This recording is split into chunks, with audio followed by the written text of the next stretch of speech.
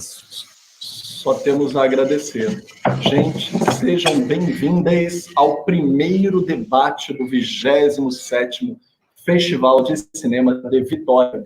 Eu me chamo Filipe Pitanga, eu sou crítico, curador de cinema. Estamos já começando agora a primeira sessão de longa e curtas da mostra competitiva. A gente sempre tem orgulho de lembrar que a gente faz um debate conjunto com os realizadores, tanto dos longas quanto dos curtas, até porque as sessões costumam ter uma linha curatorial, uma narrativa muito interessante, sempre um desenho muito interessante para se discutir, e eu acho que um filme, às vezes, provoca desdobramentos nos outros, e eu acho que isso acontecerá nessa sessão. Eu quero agradecer mais uma vez ao Festival de Vitória, a cada um dos realizadores aqui presentes. Nós agradecemos também o patrocínio do Ministério do Turismo, através da Lei de Incentivo à Cultura, algo tão importante, tanto mais de reconhecer esse ano difícil de pandemia, de quarentena, de desmantelamento de políticas públicas que, infelizmente, também aconteceram no extracampo, mas ainda temos apoios regionais tão importantes que ainda reconhecem, né, esse papel crucial do cinema e da cultura. E desse polo de encontros, de intercâmbios, que não só reconhecem o registro da memória, como também fabricam, ajudam a ter conexões e parcerias para o futuro. Geram muitas obras. Festivais são polos de criação também. A gente também agradece o apoio e patrocínio do Banestes, com apoio da Unimed Vitória, da Rede Gazeta, do Canal Brasil, sempre Canal Brasil, grande parceiro, da Estela Artois e da Suzano. A gente também conta com o apoio institucional do Centro Técnico do Audiovisual, CTAV, grande parceiro dos festivais, da Tower Web, da DOT e da Link Digital, da Mística, da ABD Capixaba, de Carla Boas Joias, do Findes, do SESI Cultural, da Secretaria do Estado da Cultura do Espírito Santo, e o Festival de Vitória é uma realização da Galpão Produções e do Instituto Brasil de Cultura e Arte, IBCA. Gente, eu só tenho a agradecer, desculpa essa introdução grande, mas é muito agradecimento que a gente tem que fazer mesmo nesse ano de bastante adversidade, que é a resistência os festivais poderem sobrevir, né, subsistir com essa linda mostra, como a gente está vendo nos filmes de ontem. A gente também agradece pelo formato online, que é uma experimentação. Esse ano já tivemos, inclusive, o primeiro debate, não é esse, de verdade, a gente teve a homenagem a Gilberto Gil, já prenunciado no dia 28 do mês passado, e vamos continuar a ter com a presença aqui de todos os homenageados do festival. A gente vai falar um pouquinho hoje sobre os filmes exibidos ontem, e a gente vai com os filmes, com longa-metragem aqui presente, com a representação de Renato Barbieri, para poder falar um pouco sobre Pureza, que a gente já vai falar um pouco sobre não só essa dramaturgia, com talvez uma das interpretações mais marcantes da carreira de Dira Paz, sobre uma personagem da vida real, que talvez algumas pessoas não conheçam, a gente vai poder falar um pouco melhor sobre isso, que é uma das pessoas que é paradigmática no mundo, com premiação internacional, de ter reconhecido modelos de trabalho análogos a situações de escravização moderna, contemporânea, o que é uma lástima existir, mas a gente tem que reconhecer para combater, e ela foi norteadora, inclusive em reconhecimento internacional. Para quem não sabe, a atriz Dira Paz também atua nesse sentido no Pará, né? A grande atriz paraense, ela tem um trabalho muito grande com ONGs, com auxílio social, em reconhecer essas questões e também combatê-las. Ela já conhecia a personagem Pureza antes de poder interpretá-la no filme. E vamos também aqui ter alguns curtas-metragens presentes, como o 4 bilhões de infinitos, que é mais uma vez uma honra poder acompanhar o trabalho e a carreira do Marco Antônio Pereira, aqui presente conosco, com inúmeros filmes premiados já na carreira dele, como Retirada para um Coração Bruto. E nós temos também uma representação de Cordisburgo, em Minas, que já nos presenteou o grande Guimarães Rosa, e vamos poder ouvir também um pouco sobre esse polo cinematográfico que o Marco representa. Também temos Ilhas de Calor, com Ulisses Artur aqui presente para nos representar, grande cinematografia de Alagoas, cada vez mais presente nos festivais, como, por exemplo, com o longa-metragem desse ano, que eu, volta e meia, faço cor, um dos meus filmes favoritos do ano, Cavalo, do Rafael Barbosa e do Werner Salles. São dois realizadores que fizeram um dos meus filmes favoritos do ano, e Alagoas cada vez está mais presente, cada vez mais forte, e acho muito necessário a gente falar sobre isso. A Morte Branca do Feiticeiro Negro, que não estamos com o Rodrigo Ribeiro, seu realizador aqui presente, mas vai ter várias correlações que a gente vai poder trabalhar aqui.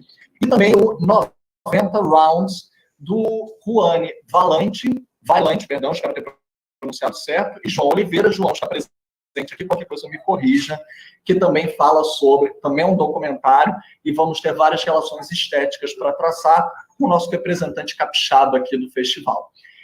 Gente, eu vou passar a palavra, já que já falei bastante, peço desculpas até pela introdução longa, mas o agradecimento devido para nossos realizadores, e também pedir mil desculpas, esqueci de falar isso para todas, mas a nossa comediadora, a Viviane Pistache, pediu mil desculpas, gente, mas ela está passando por um exame para poder confirmar se ela talvez esteja com Covid.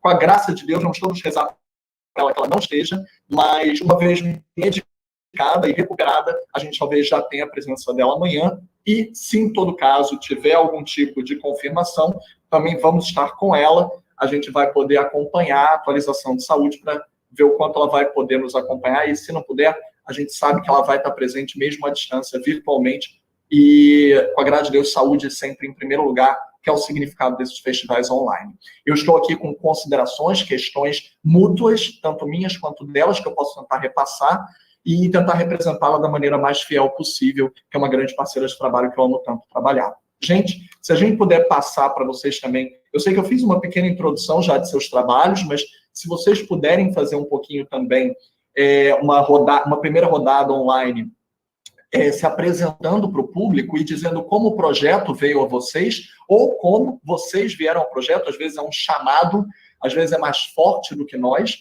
até porque alguns dos filmes aqui presentes brincam de inserir o próprio cinema dentro da narrativa. A gente vai poder falar um pouco melhor sobre isso, como, por exemplo, a equipe do 90 Rounds, que se apresenta dentro do filme. Então, como foi o projeto chegar a vocês, ou vocês chegarem ao projeto? Podemos começar com o Renato? Tá ótimo. Felipe, estão me ouvindo bem? Ótimo. Obrigado aí, Filipe, pela introdução. Prazer estar aqui com os realizadores Marco Antônio Pereira, o Arthur Ulisses e o João Oliveira, e fazer parte da seleção oficial do Festival de Vitória, que é um festival de resistência e que dá uma visibilidade incrível para os filmes brasileiros. Eu já tinha tido o prazer de participar num dos primeiros festivais de Vitória, que foi o meu filme Atlântico Negro na Rosa dos Orixás, que é um documentário, e que saiu premiado, inclusive, de Vitória. Então, eu tenho um carinho muito especial por Vitória. Olha, o Pureza foi uma longa jornada de 12 anos. Eu costumo brincar assim que eu percorri todos os signos do zodíaco chinês, né? Essa história apareceu na minha mão em 2007 por um grande fotógrafo, chama-se Hugo Santarém, que mora em Brasília, e ele me apresentou essa ideia da pureza. E eu vinha buscando um tipo de cinema de ficção, que eu tinha acabado de lançar As Vidas de Maria, que foi o meu primeiro filme de ficção, eu tinha lançado em 2005. Então, eu estava querendo ter uma experiência também de um tipo de filme que pudesse atravessar a fronteira, ou seja, tratando uma temática universal. até porque eu tive uma experiência de lançamento das Vidas de Maria. Você sabe que o nosso mercado, para nós, não é bom. O mercado brasileiro, para o filme brasileiro, ele é ótimo para a Netflix, para a Globo, para grandes corporations, mas para os realizadores brasileiros, o nosso mercado ele é muito ruim, tanto que a gente às vezes fica uma semana, duas em cartaz, o que é muito frustrante para um trabalho de anos, né? Então eu falei, poxa, essa conta está desigual, né? A gente faz um filme com tanto esforço e aí o feedback ele é tão pequeno do ponto de vista assim dessa questão de estar em sala de cinema e público e tal. Depois a gente fez a cauda longa, tudo. Mas eu queria uma experiência mais universal e não ficar restrito ao mercado brasileiro, então tratando do tema universal. E quando o Hugo me trouxe essa história de uma mãe que vai em busca do seu filho, que está pego pelo trabalho escravo, e de uma temática que eu já vinha trabalhando, da negritude, da escravidão, o Atlântico Negro na Rosa dos Orixás, eu tinha feito um filme em Moçambique também, o Atlântico Negro eu fiz no Benin, também fiz um filme sobre quilombos, terra de quilombos, espaços de liberdade. Então, eu tinha várias incursões importantes para mim nesse mundo da escravidão e também da negritude, que nem sempre esses universos estão coincidentes, obviamente. E a questão da escravidão contemporânea me interessou de cara, porque eu achei relevante e pertinente, porque, para a maioria dos brasileiros, a escravidão acabou em 1888. Né? E quando a gente traz o tema da escravidão contemporânea, a gente vê que o dia 14 de maio de 1888, o day after, no dia seguinte, começou a escravidão contemporânea. Ela tem uma data, 14 de maio de 1888, e que segue, lamentavelmente, até os dias de hoje. Isso fruto de uma mentalidade escravagista que está entranhada na sociedade brasileira, no sistema educacional, na publicidade, na grande mídia, nas corporations,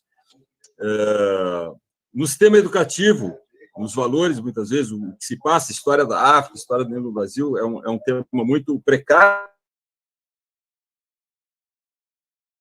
que se passa com muito pouco... Eu sei porque o Atlântico Negro acabou sendo utilizado muito por professores.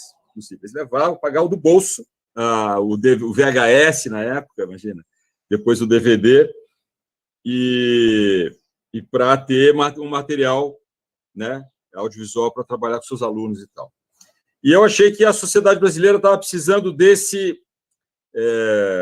E a gente fez um filme, né, e o Marcos Ligoc Júnior é o produtor do filme, a gente é parceiros há muito tempo, já fizemos várias coisas juntos, médias e longas, e nós tínhamos uma ideia de fazer um filme de impacto mesmo, para ajudar a pautar, de fato, o tema da escravidão na sociedade brasileira. Esse tema, eu entendo que ele tem que ser pautado, ele tem que entrar na agenda nacional, porque não é possível a gente continuar convivendo com um índice altíssimo, né? Mesmo que fosse pouco, o índice fosse não tão grande, já seria um absurdo, mas é um índice altíssimo, ao ponto de que a estimativa que a Walk Free, que é uma grande organização internacional sediada em Sydney, na Austrália, que faz sobre a escravidão no Brasil, e na época que eu estava fechando o filme, a estimativa era que existiam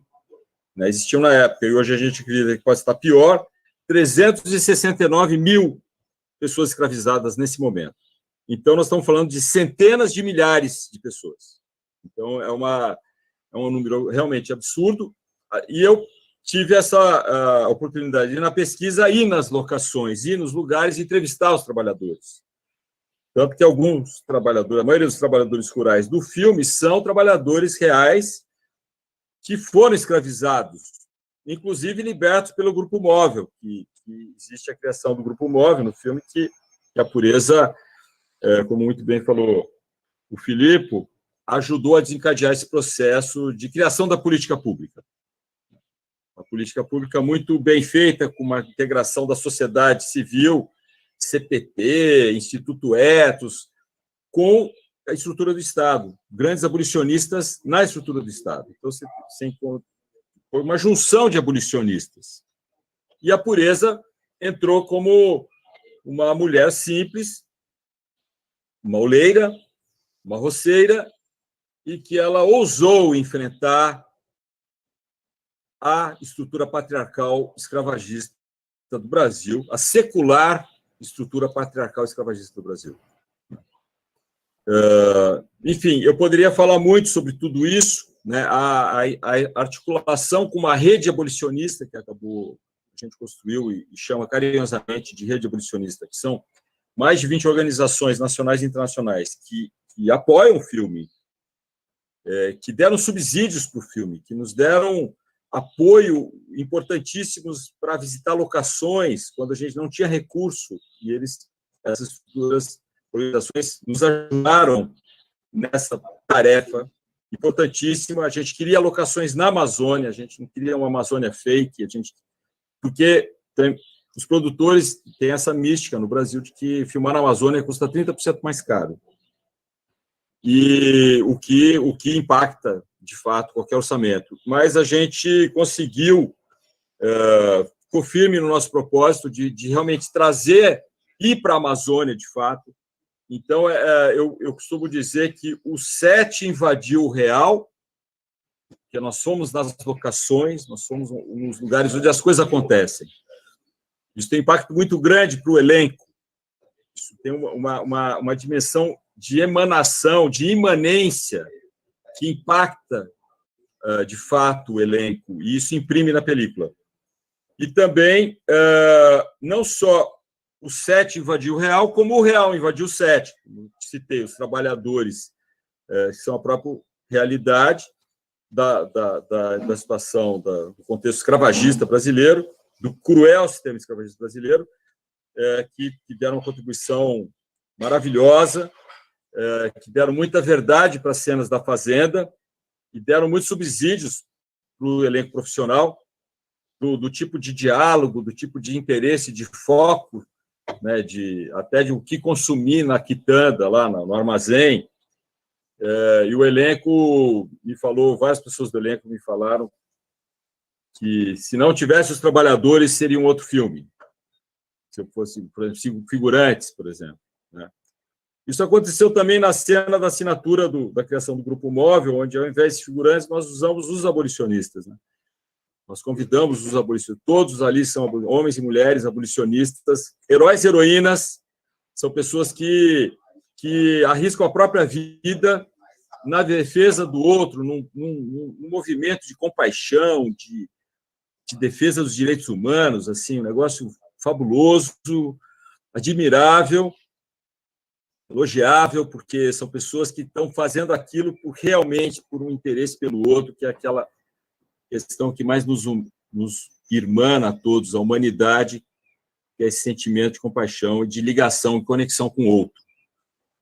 Então, queria aproveitar e realçar o elogio que você disse ao elenco, queria aproveitar e realçar, de fato, eu fui injusto apenas ao realçar a Dira, mas todo o elenco, de Flávio Baurac, a própria Mariana Nunes, com uma participação que eu acho crucial, e, como você disse, um elenco também que vem muito da verdade, né, de uma situação local, que respira uma realidade, que entende, que sabe o que passa, né? Então, só queria deixar remarcado mesmo um parabéns ao elenco como um todo, não só a Dira, para não ser negligente aqui na minha fala, meu perdões.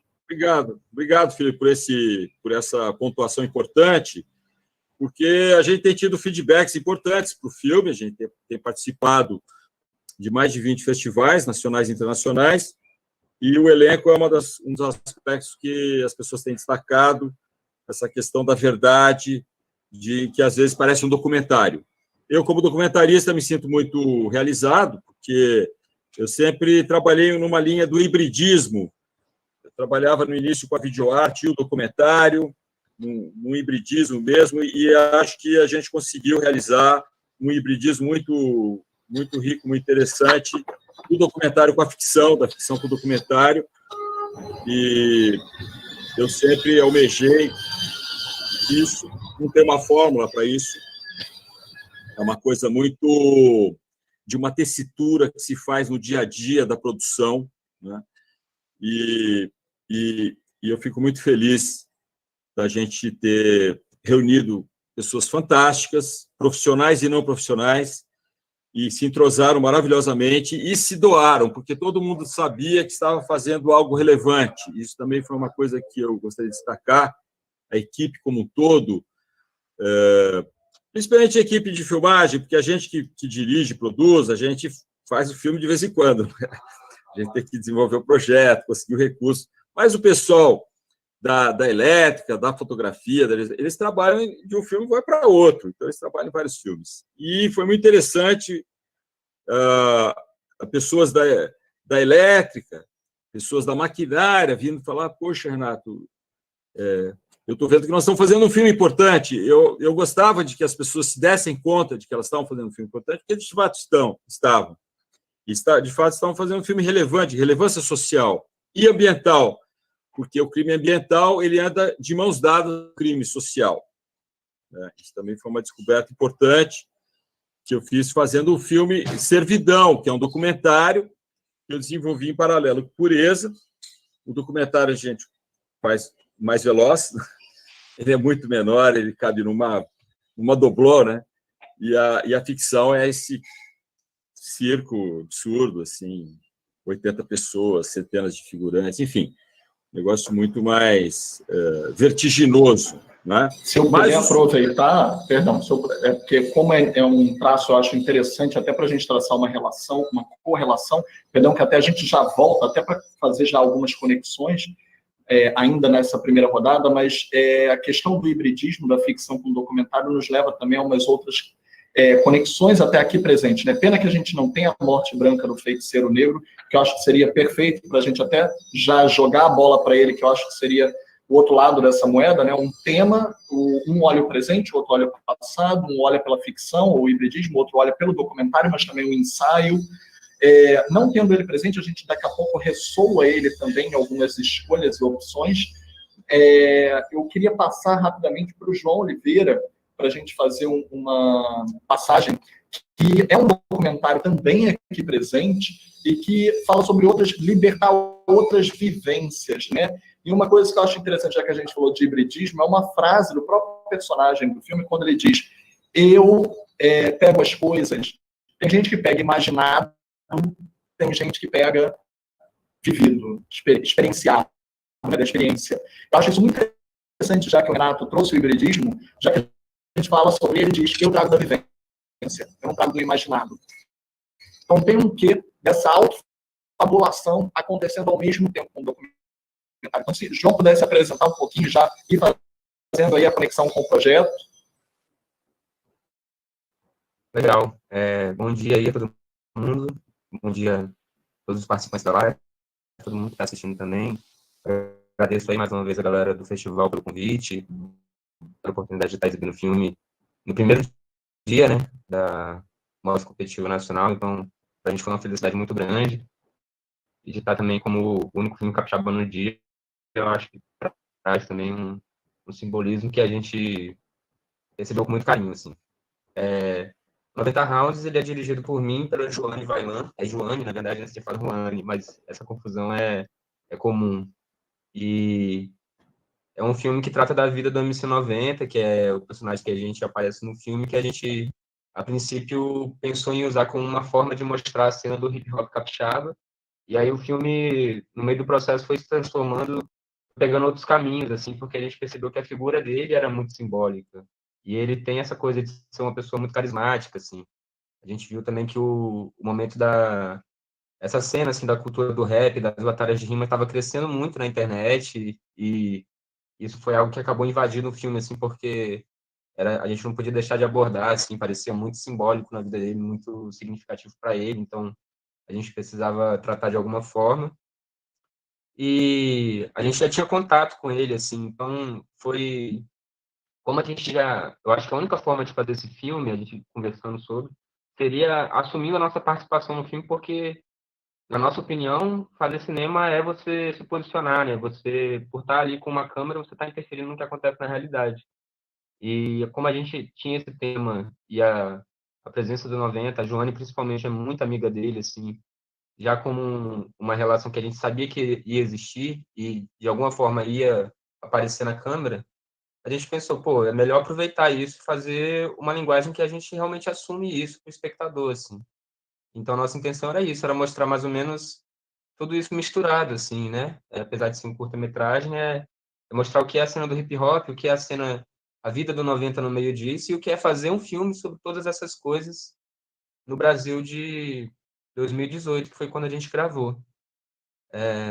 Então, eu acho que o filme ele toca em todas essas questões, assim, como você falou, tem essa coisa um pouco da metalinguagem, né? Porque ao mesmo tempo que a gente às vezes aparece no filme, a gente fala, a gente se mostra no documentário. Eu acho que o rap ele é muito trazido da vida, assim, né?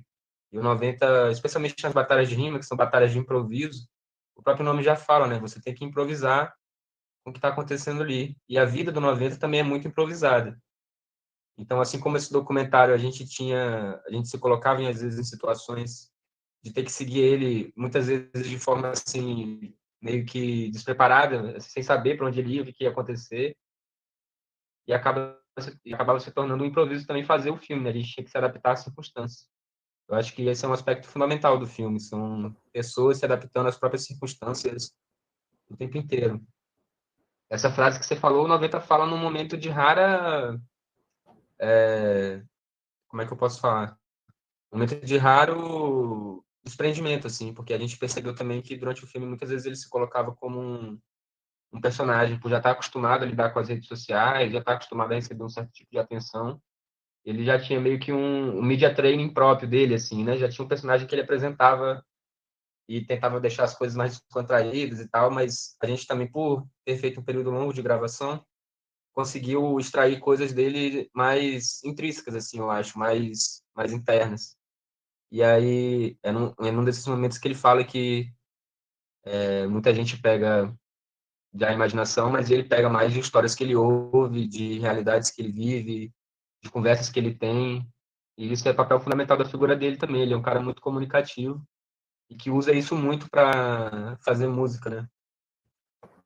Eu acho muito Então, interessante, esteticamente, inclusive, né? Porque hoje em dia o brasileiro está com a fama da Fazenda, com as maiores audiências da TV, né? Então, as pessoas estão ouvindo muito a palavra mais dita praticamente em hashtag por Jojo Todinho, MC Mirella, Biel e etc. é família, né? E eu acho que isso transparece na estética. O plano conjunto tem uma força muito grande, porque é coletivo.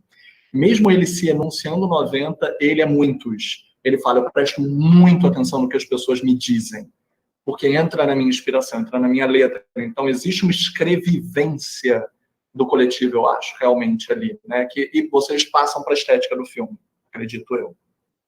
com certeza, com certeza. E também por ser assim, as batalhas de rima são um subgênero dentro do rap que já é um gênero periférico, assim, né? E aí a maioria das coisas que acontecem são feitas de forma muito coletiva, independente, e é uma coisa meio contrassistêmica, assim. Então, essa relação entre os próprios participantes também é muito viva e muito importante, porque basicamente, são amigos que se encontram ali porque têm um interesse em comum e organizam os eventos, organizam as coisas que às vezes crescem, ou às vezes ficam só aqueles mesmos 5 camaradas na praça ali rimando, organizam aquilo sem apoio, às vezes até de forma meio tipo, lutando contra assim as autoridades para poder fazer, né? Então acaba que as pessoas criam também uma relação muito próxima entre si. É muito comum no meio do rap a galera chamar um outro de mãe, de pai, porque é minha mãe do rap, porque foi a pessoa que me acolheu aqui nessa cultura. Tem muitos adolescentes, né? Muita gente que entra criança, o 90 mesmo entrou muito jovem, então assim teve boa parte da sua formação social e até de vida mesmo como pessoa ele deve ao hip hop, né? E então eu acho que é muito isso que você estava falando mesmo. Tem essa força coletiva que vai criando um ambiente familiar, assim. E a música, a cultura, o sucesso ou não sucesso, tudo isso vai se misturando nesse meio aí.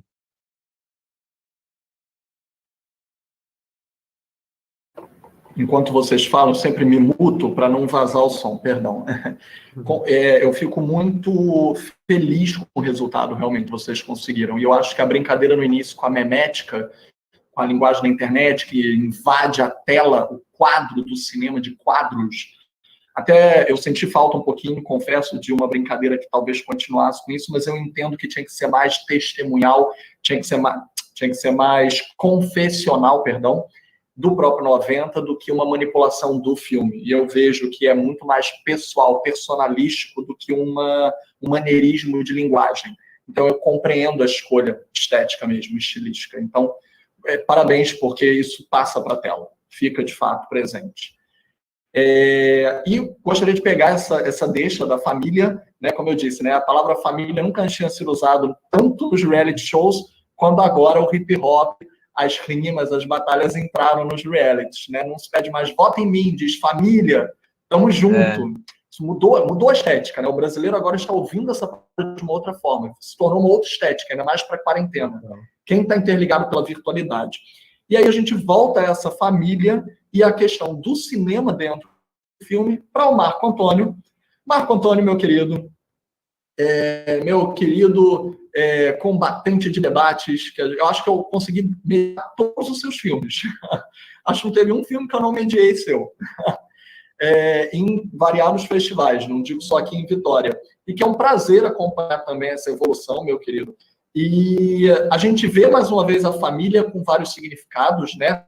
Não só da cidade, de um polo cinematográfico que você defende e cria de maneira bastante hercúlea com a sua cidade, que não tinha necessariamente uma produção cinematográfica antes, e que transparece na narrativa, né? Não é apenas um lugar, um território, também é uma história, uma vivência. E eu acho que aí a gente vai sair um pouco do documentário já para ir para o lúdico, que daqui a pouco a gente fala um pouco sobre isso, que também atravessa uma questão em todos os filmes, que eu acho que existem elementais que atravessam sua carreira, seja o trovão, o fogo, o místico, a alma, e aqui representados pela força do cinema. Eu amo a frase do menininho quando ele diz: eu roubei o cinema lá da escola. Gente, e aí a menina diz para ele: e o que você fez com o cinema? Eu escondi. Então, no meio de raios e de fogo e de trovões, esse menino sente que ele tem uma força através do cinema. Ele pegou a tela do cinema, ele pegou o projetor e ele levou com ele. Então, tipo, eu tenho a força através do cinema. Mesmo que, ironicamente, agora fazendo uma correlação com a realidade, né, com o documental, estamos sem energia, né, no Amapá, nós estamos passando por essa crise de falta de energia elétrica, e aí ele diz para ela: se nós pudéssemos subir o poste e ligar a energia elétrica da nossa casa. Então, acho que tem duas vivências muito poderosas que nos atravessam no filme, com o lúdico e com a veracidade. Vamos lá, meu querido, apresenta um pouco do seu trabalho, como foi chegar a esse atravessamento.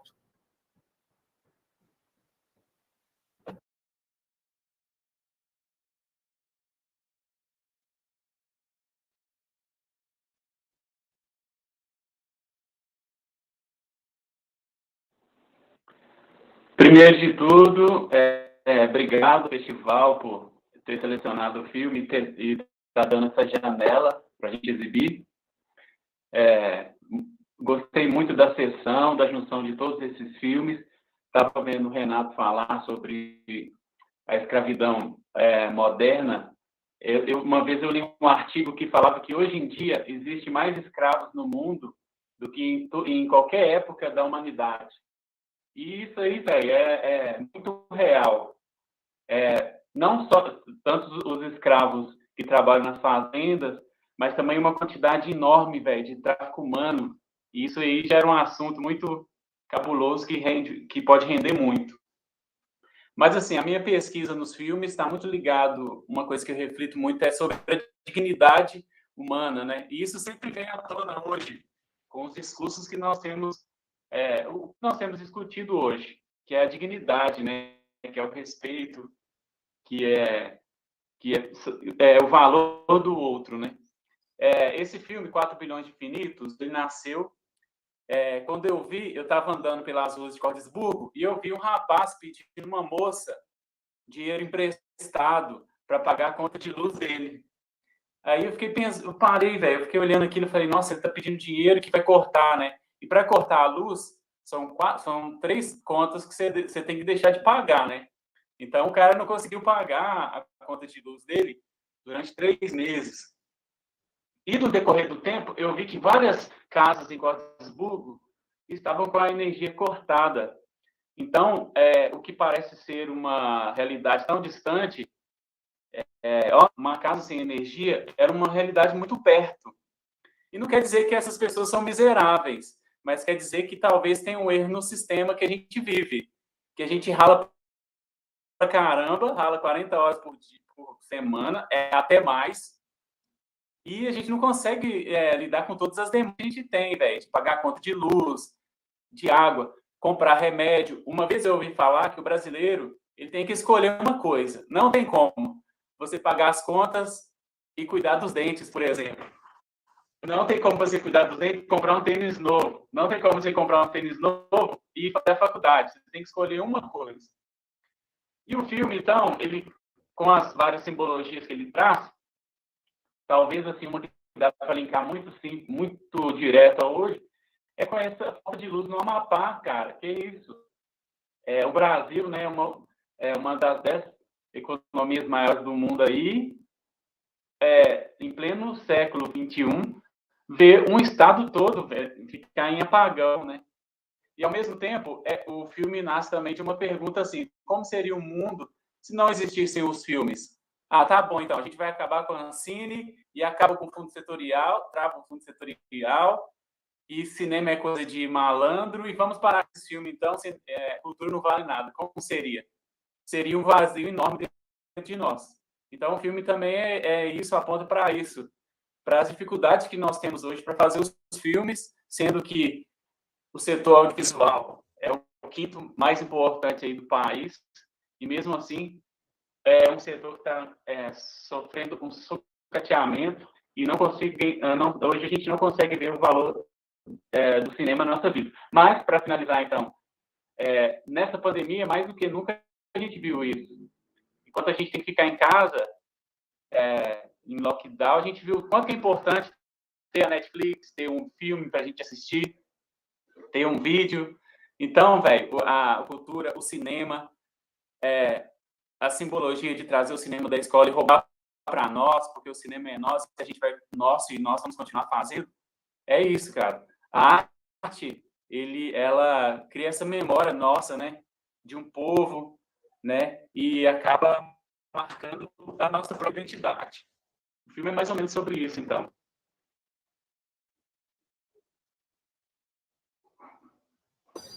E só para complementar, uma questão, né, que eu acho que vai levar já para o Ulisses, que é a dificuldade de financiamento dos filmes. Você até tangenciou essa questão, mas principalmente em territórios descentralizados do nosso audiovisual, a gente não tem necessariamente facilidade de acesso aos editais, ao financiamento público, que, lembremos, é um direito constitucional, no artigo 215, então não é favor que o Estado está fazendo, ele é obrigado a financiar a cultura para a população.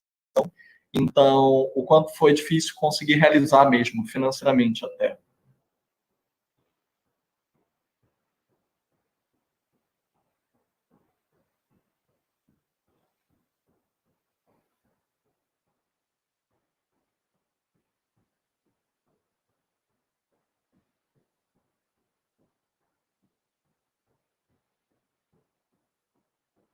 Vai passar para o Ulisses agora?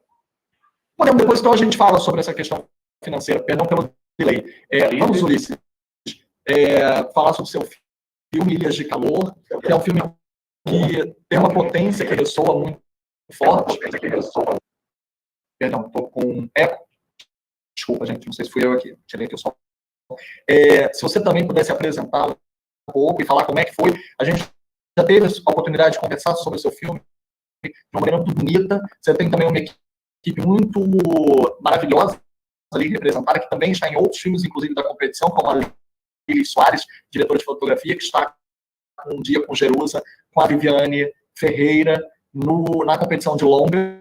A gente também vai poder falar um pouco mais sobre isso, mas seu filme também tem essa interseção da vivência dos colegas de classe daquela escola e de como escrever com eles, e também atravessa essa questão que a gente está falando sobre liberdade, né? No seu caso, no caso do seu filme, é a liberdade emancipatória do direito de identidade, como da Victoria. Então, como é que veio a ideia, né? Como é que chegou a você e você chegou ao filme? Então, bom dia. Consegue me ouvir direitinho? Ótimo, então.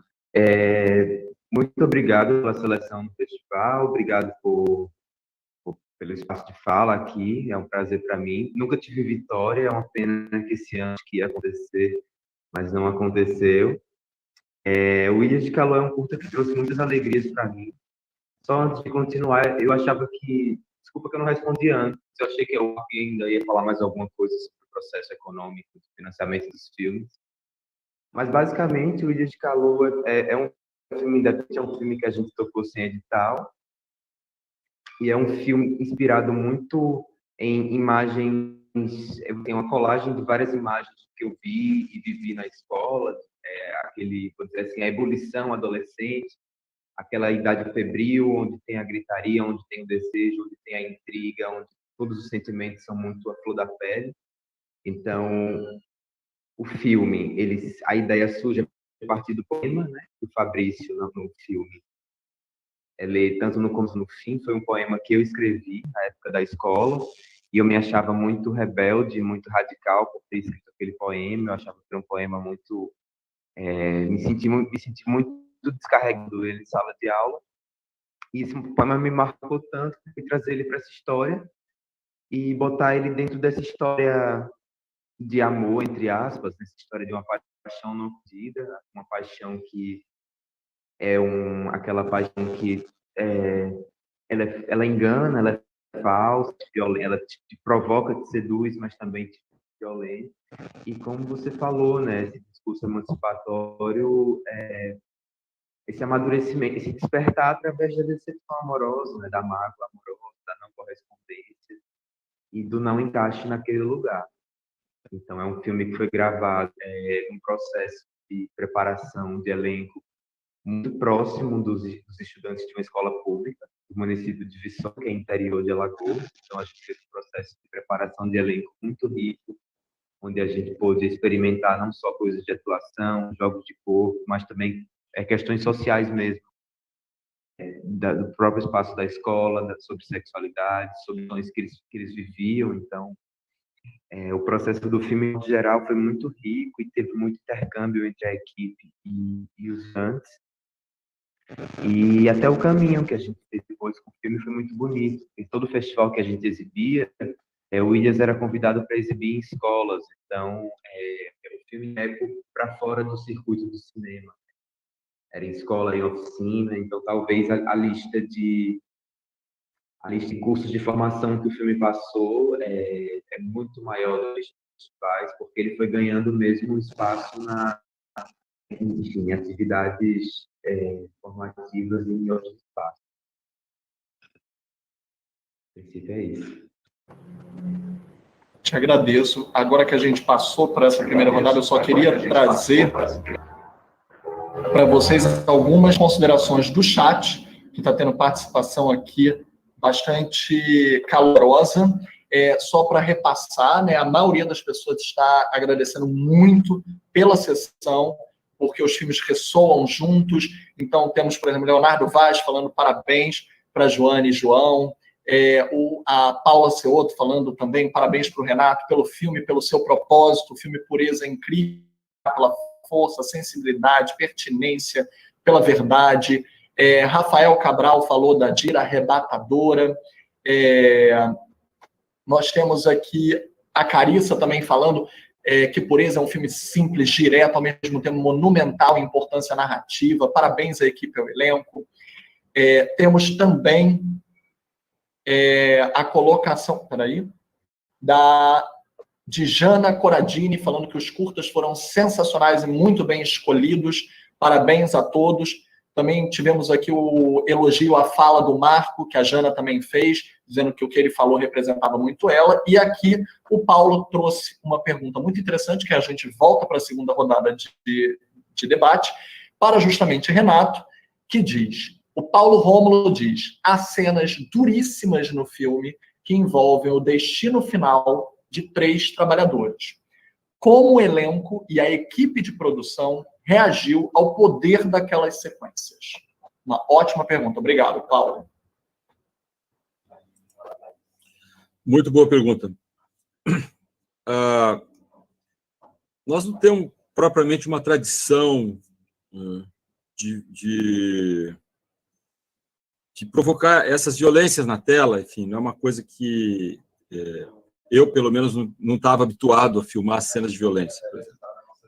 E já tinha feito alguma coisa, e você trazer verdade para um sofrimento extremo, para uma pessoa que está no limite ali, ela está prestes a ser executada, né? Todas as violências do filme foram retiradas de relatos de trabalhadores que viveram isso. Eu diria que foi o momento mais difícil, desafiante, que o cinema ele tem essa questão de você estar com tudo em cima na hora de dar a ação e a preparação da câmera e tudo, e os caras no aquecimento. Então, assim, foi muito delicado a gente não passar do ponto, porque você pode passar do... O ator ele vai acumulando aquilo para aquele momento, né? E, de fato, acho que foi muito, assim, os atores mais velhos, porque são jovens atores, hein? Os que fizeram cenas dificílimas de desespero, de violência, foram atores muito jovens, muito talentosos, que contracenaram com os trabalhadores reais, contracenaram com o personagem do Flávio Baurac, com o personagem do Sérgio Sartório, e, obviamente, da Dira Paz, pela Pureza. E esses atores mais experientes, eu percebi uma grande solidariedade deles com os atores mais jovens, assim, porque eu considero a profissão mais difícil do mundo é ser ator, né? Vamos combinar que isso é um negócio assim, meio que do outro mundo, né? Você está se expondo o seu corpo, seu talento, seus sentimentos ali aos olhos do mundo. Eu uso até esse termo, aos olhos do mundo, que aconteceu uma curiosidade, que vocês até passaram pela questão do cinema, né? Quando o Hugo me trouxe aquela ideia, o Hugo Santana me trouxe a ideia do filme e tal, a ideia original, aí eu tive que ir atrás da Pureza. O Hugo não conhecia a Pureza e eu fui atrás dos meus amigos da igreja progressista, fui atrás do Dom Orani Tempesta, que era bispo de Belém. Eu já tinha feito trabalhos tipo Campanha da Fraternidade para a CNBB, já venho trabalhando no conteúdo há muito tempo. E aí eu consegui, através do Padre Flávio, que é real também, o Padre Flávio, chegar no telefone da Dona Pureza. E liguei para ela. Isso em 2007. Liguei para o telefone fixo dela. Aí atendeu uma neta, tal, chamou ela, aí eu me apresentei, Dona Pureza, aqui é Renato Barbieri, eu sou cineasta, queria fazer um filme sobre a sua jornada. Ela falou assim, cineastra, o pessoal no interior fala muito cineastra, né? Engraçado. Cineastra, quer dizer que você faz filmes? Faço filmes. Então agora eu estou entendendo o que o pastor falou para mim há uma semana, rolou uma puta sincronicidade, que há uma semana atrás ela tinha ido num culto evangélico, e os cultos evangélicos muitas vezes têm uns elementos de catarse. E no momento de catarse, o pastor virou para ela e falou, os olhos do mundo vão ver você. E aí ela falou para mim, agora eu entendi o que significa os olhos do mundo. É o cinema. Achei brilhante, porque é a Pureza, na sua simplicidade, com uma inteligência cristal, né? Ela é capaz de provocar sínteses e chegar numa realidade com uma maneira assim, com a velocidade de um raio. Então, eu dei esse parênteses até falar dessa coisa dos olhos do mundo, né? E agora, a Pureza, a gente, como eu falei, participando de mais de 20 festivais e emocionando as pessoas.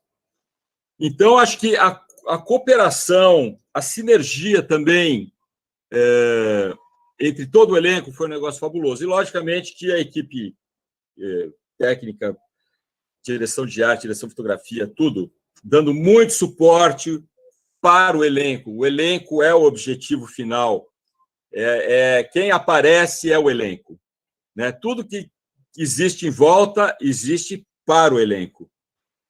Então, eu agradeço a pergunta do Paulo e foram realmente cenas muito difíceis, todas elas. Não foi nada assim tranquilo para ninguém.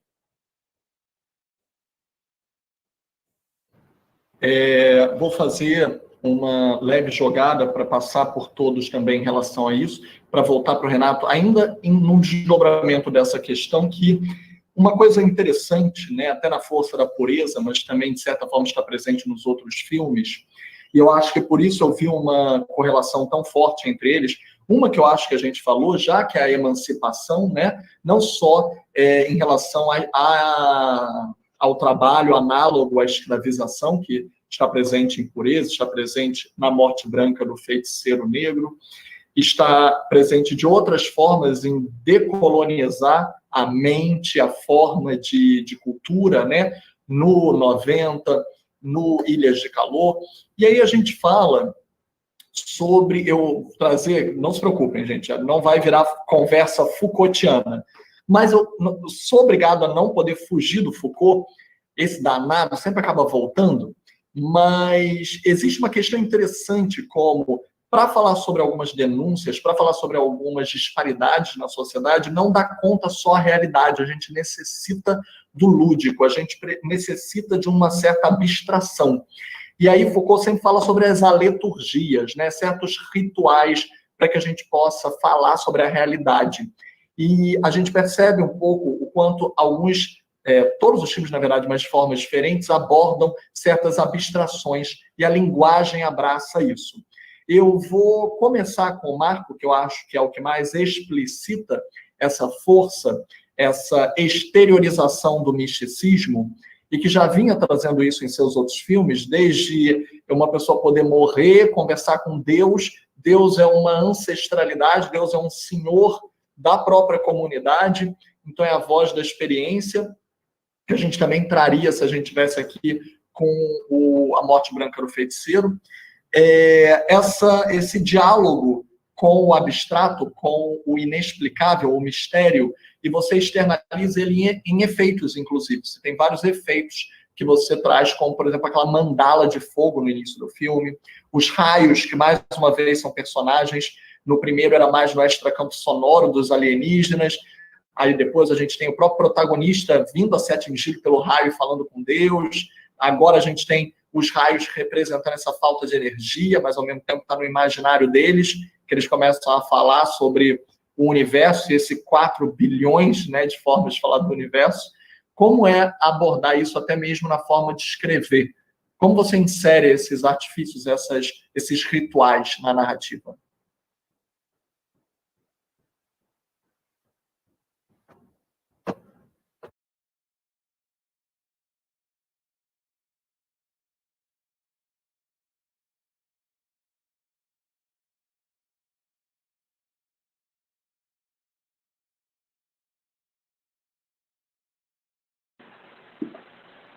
Eu tenho vindo de uma pesquisa baseado muito num caso que eu li uma vez, que ele falava que todos nós, como seres humanos, temos um universo dentro de nós mesmos.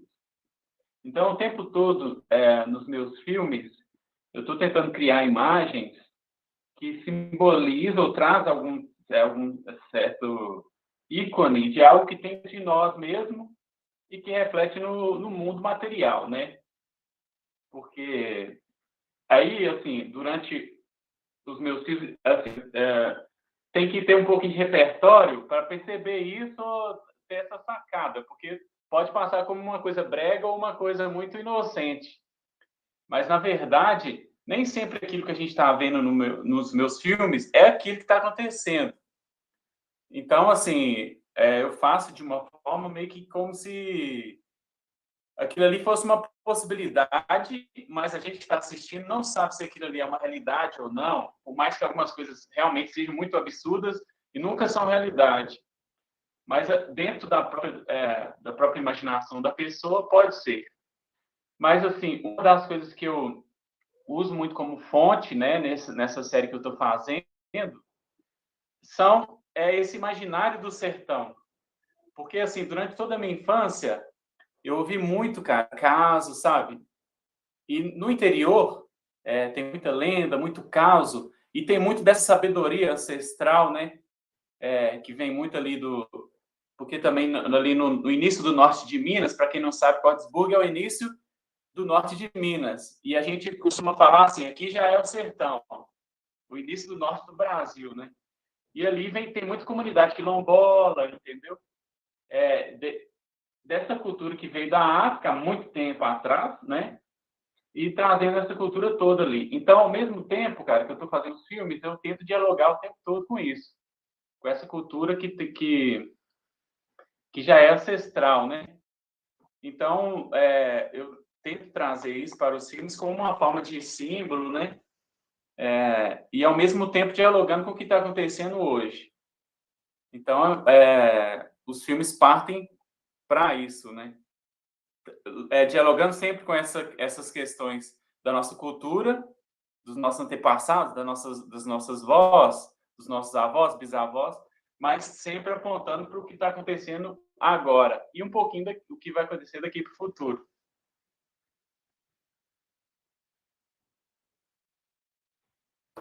Obrigado, Marco.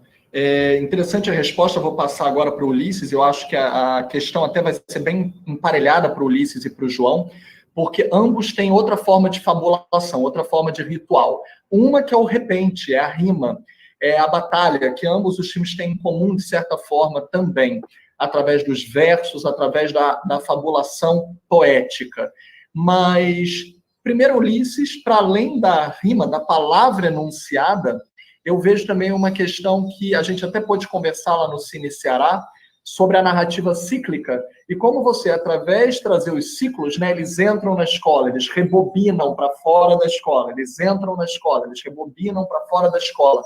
A montagem vira fabulação, tanto quanto a montagem das palavras. No momento em que eles se assumem um videoclipe, eles ganham um poder. No momento em que os personagens... A gente falou sobre inserir o cinema na narrativa, né? No momento que os personagens viram filme, viram videoclipe, eles viram a linguagem, eles quebram a realidade. Mas, ao mesmo tempo, eles ganham um poder sobre a realidade, como quando a Victória atira a pedra e quebra a tela do cinema. Quebra a tela do filme. Então, como foi cogitar, né? Como é uma narrativa muito dialogada com os estudantes, na realidade, interessante essa concepção de linguagem que seria trabalhada, ou talvez, pergunto, já no roteiro, ou aos poucos na pós, de acordo com o que você foi montando. Então, Filipe, eu acho que o roteiro é bem diferente do resultado final do filme, né? No momento que a gente optou por fazer um filme com orçamento limitado, assim, um filme sem grana e mais independente, a gente também atava o que as limitações do processo, ou problemas, ou as coisas que de algum modo poderiam surgir. De algum modo a gente assumiu esse risco e muita coisa mudou de fato durante essa filmagem. O Marco falou que ele leu um filósofo, aí assim, eu também li algumas coisas para o Ilha de Calor. Eu não lembro com precisão agora como é a teoria de direito do Paulo Freire, quando ele fala que essa questão de educar vem de ter consciência política do sentido da palavra, né? Então, a partir do momento que o Fabrício lê aquele poema de amor, mas ao mesmo tempo é um poema de amor que toca em algumas feridas, toca em coisas maiores, toca em palavras que estão num texto de geografia, a ideia é que ele, de fato, tome a consciência daquelas palavras para usar ela no sentido de atacar, ou de afetar, ou de fazer né, entre esse sentimento, entre essa relação que ele está desenvolvendo com aquele garoto. Então, acho que o filme tem o professor que é poeta, tem as rimas também, então o tempo todo a palavra um desejo muito forte que a palavra viesse para dar para dar vazão, mesmo que de forma rimada e poética, mas assim, para dar vazão a sentimentos e questões que todo mundo tem, né? O rap das meninas é super um feminismo adolescente, o professor fala dos problemas dele no dia a dia, na sala de aula, inclusive esse professor, ele é poeta, a poesia dele, a cidade é cheia de poetas indianos, né? Poetas matutos, como as pessoas falam lá no interior. Então, a palavra vem muito para traduzir questões de coisas que estão muito presas. E o videoclipe, que é uma parte que eu gosto muito, também chega no filme a partir do revistos já, mas também chega no filme justamente imitação também, né? A Pedrada, ela vem no processo de montagem, foi se dando conta de que algumas cenas não foram bem gravadas como deveriam para dar aquela continuidade perfeita, aquela transparência perfeita. Então, a montagem do filme ela começou a operar de modo os cortes, eles, assim, para além do corte bruto no sentido literal da palavra, a montagem também tinha que ser bruta e áspera como o filme é, né? A montagem também tinha que funcionar como a briga, como o soco, como a gritaria.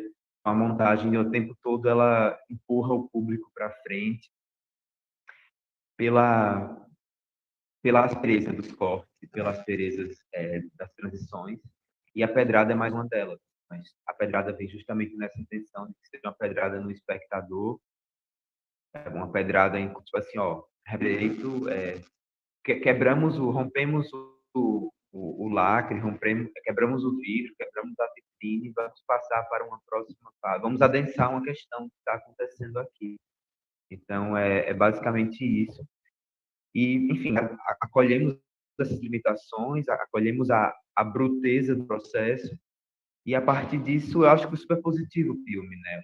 Um elogio que eu gosto de receber, que é muito bom, que é falar, o filme é um filme vivo. Eu acho que essa ideia de vivo é uma ideia que eu até... Me perdoa, não ouvi, desculpa, pipocou. Me perdoa, não. É um filme? É um filme. Então, um elogio que eu adorei receber a partir desse filme, que é um filme vivo. Um filme que que mobiliza de algum modo. Então, é uma investigação que eu vou continuar, né? Como a narrativa e a montagem podem operar, trazer uma vivacidade. Então, é isso. E um elogio aí também à fotografia da Lilis. Eu já te falo isso, inclusive, quando a gente fez aquela entrevista, mas quando eu falei em cíclico, mesmo algumas coisas talvez tendo sido planejadas na montagem, na pós, tem algo muito interessante na captura mesmo, na captação das imagens com os movimentos. Eu acho muito interessante os movimentos fluidos. A gente está falando sobre uma linguagem fluida, sobre uma questão também de tentar dessolidificar, né, fluidificar os nossos olhares, inclusive aqueles que estão ali, a questão mesmo do menino que ataca as meninas, e aí elas respondem. Então, tirar essa solidez do olhar dele quando quebra a câmera, mas já estava na fluidez da própria captura da câmera, né, no movimento giratório. Adoro que quando elas têm a palavra, a câmera gira. Então, acho isso, mesmo antes da pós, eu acho que já estava ali concentrado. Então, muita inspiração, gostei muito. Só para completar, já que você citou a Lilis, o trabalho dela, que ela fez uns curtas-metragens e longas que ela tem trabalhado, é incrível, porque ela é muito autora também do processo, né? A câmera tem uma dramaturgia própria e ela defende muito isso, ela defende muito o uso da luz, ela trabalha com a câmera muito perto do corpo dela, então ela corria junto com eles, ela brincava junto com eles. Então a condução dela de fato é muito especial. A câmera está dentro do jogo, né? A câmera não só observa o jogo, a câmera também faz parte do jogo. E foi para filmar cada cena do Williams tinha que ter um jogo com esses jovens. Então a câmera foi crucial estar dentro desse jogo. Adorei a palavra jogo, porque a gente agora vai pular ela para o João. João, e aguarde, Renato, que a pergunta mais difícil está vindo para ti. Tadinha, nem espero que está chegando, não, estou brincando. Que vai ser, a gente falou de aleturgia, né? A gente vai ter que entrar na questão evangélica, que eu já vou te preparando. Mas a gente debateu isso no Festival do Rio, foi um ótimo diálogo em relação a isso, né? Porque é uma religião que tem muitas camadas em formas como as pessoas veem. tanto camadas negativas quanto positivas. Então, a gente já fala sobre isso. Mas, João, antes disso, só para te deixar preparado, a bola está no campo.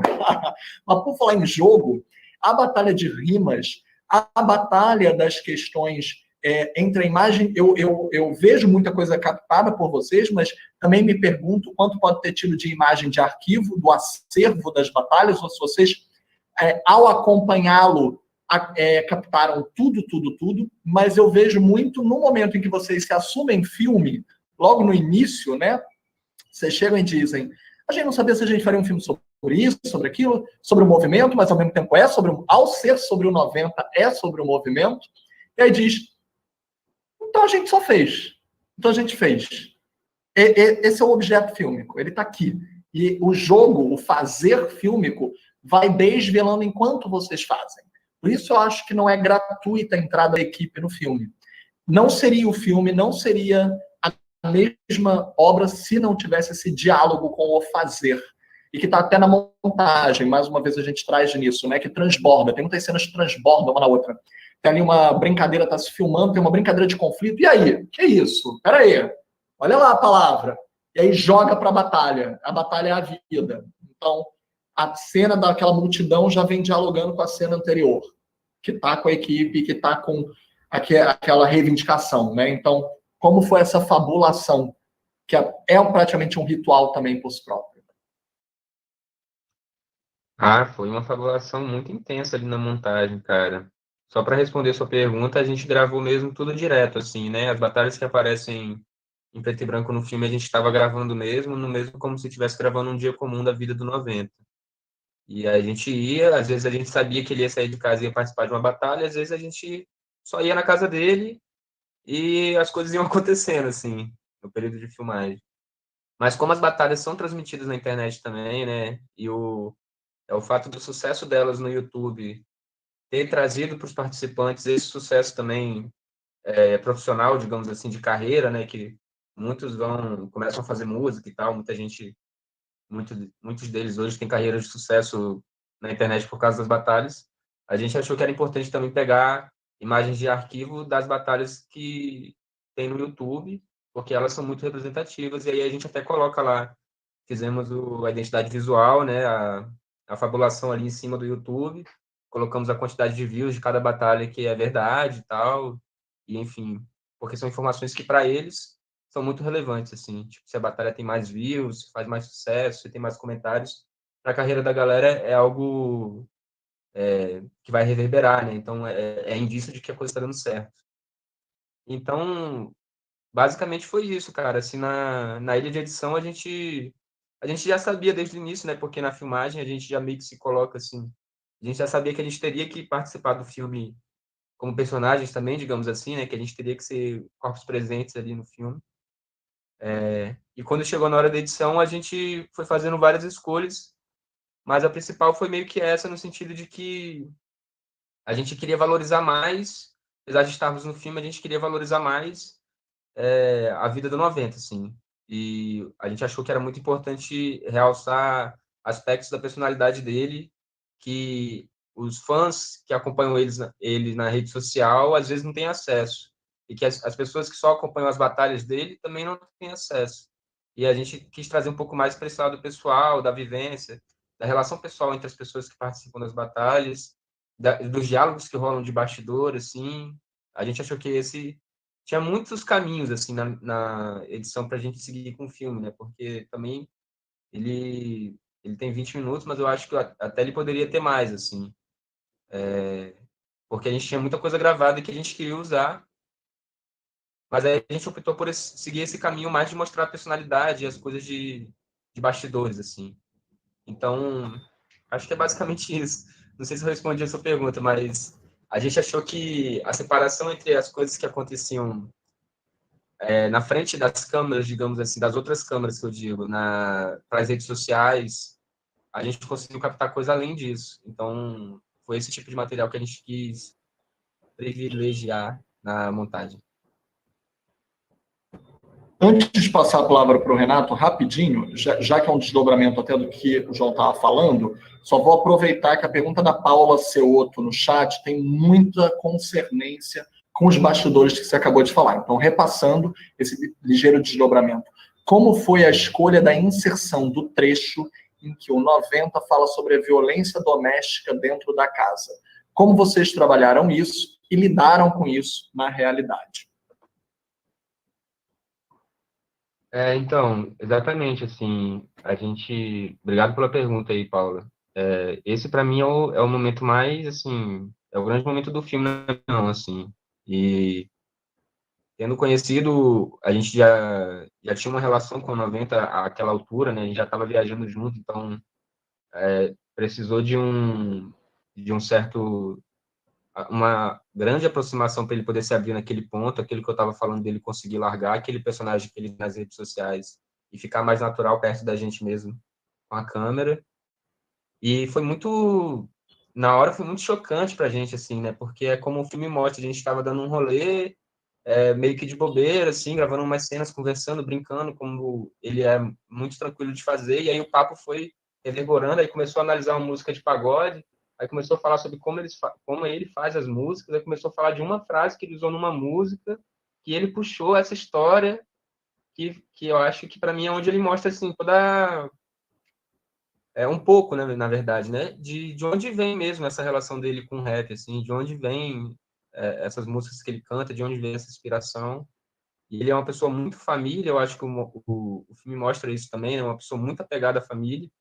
E aí, na hora que ele conta, que é uma coisa que a gente não sabia, assim, eu pelo menos não tinha ideia, na hora que ele conta essa história de ter pegado uma frase super profunda, né, e super visceral, assim, da mãe dele, a gente filmando, assim, até eu lembro de olhar para a Joane, assim, e a gente ficar meio espantado, sabe? E depois a gente, com muita delicadeza, né, com muito cuidado, a gente achou que valia a pena colocar no filme. Inclusive, conversamos com ele, assim, antes de mostrar o filme, falando, pô, cara, então, aquele momento lá a gente vai usar. A gente já tinha conversado com ele que, assim, tudo que ele falasse a gente poderia usar, mas que a gente não ia fazer nada que ele se sentisse incomodado, porque eu também não achava justo, a gente não achava justo se a gente tivesse gravado alguma coisa que fosse muito, assim, né, absurda, a gente não achava justo expor o cara aquilo, porque o documentário meio que era sobre ele, né? Então a gente tem que ter respeito também, eu acho, com as pessoas que a gente aborda. Mas enfim, nem vou entrar nesse mérito, assim. Mas ele concordou e eu acho que ele viu também, quando ele assistiu o filme, que aquele momento era um momento muito significativo para ser ignorado, assim. E eu acho ele especialmente simbólico, assim, a mãe dele, quando assistiu, também ficou super emocionada, sabe? E é isso que eu ia falar, assim, essa capacidade do registro, que é uma coisa que está gravada ali, né? Uma história de uma família que foi registrada num documentário que a gente estava fazendo sobre rap, assim. Então, tipo, como que as coisas vão se misturando na vida das pessoas, né? Camadas de representatividade e dos acontecimentos. Então, eu acho isso muito muito interessante, assim. Apesar de ser um momento bem forte, né? Eu acho muito interessante como que essa história está registrada para sempre ali naquele filme que, a princípio, não era sobre isso, assim.